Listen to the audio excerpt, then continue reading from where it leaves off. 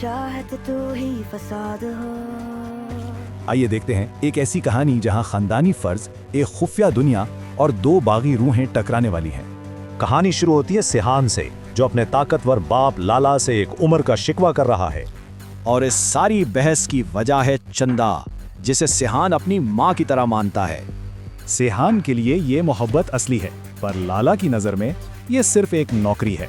मगर ये तो कुछ भी नहीं, लाला की असल दुनिया तो बहुत बड़ी और खतरनाक है।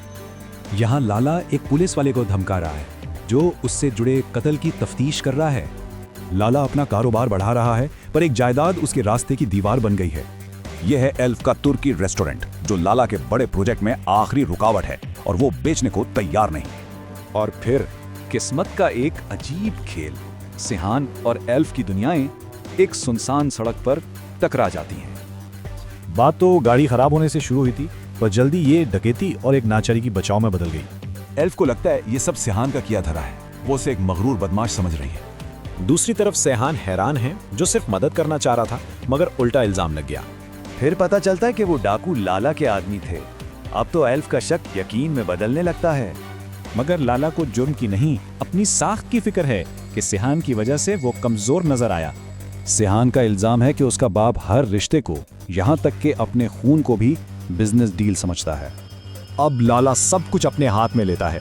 वो एल्फ से खुद और आखिरी बार निपटने का फैसला करता है। वो एल्फ के पास सौदेबाजी करने नहीं, बल्कि एक ऐसी आखिरी पेशकश देने आया है जिसे ठुकराया ना जा सके। और वो मेज पर एक ब्लैंक चेक रख देता है, अपनी दौलत और ताकत का खुला सबूत।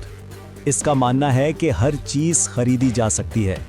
ये पेशकश इसी बात का इम्तिहान है। लाला के लिए ये कोई ऑफर नहीं, ये एक फैसला है। गोया जमीन बिक चुकी है। लेकिन इतनी ताकत के सामने एल्फ डरती नहीं, बल्कि मुकाबला करने के लिए खड़ी हो जाती है। वो उसकी ताकत को अपनी जिद से जवाब देती है और एक आखिरी मुकाबले की बुनियाद रखती है। तो सवाल ये है कि जब बेपनाह ताकत और एक अटल उसूल टकराते हैं, तो कौन पहले टूटेगा?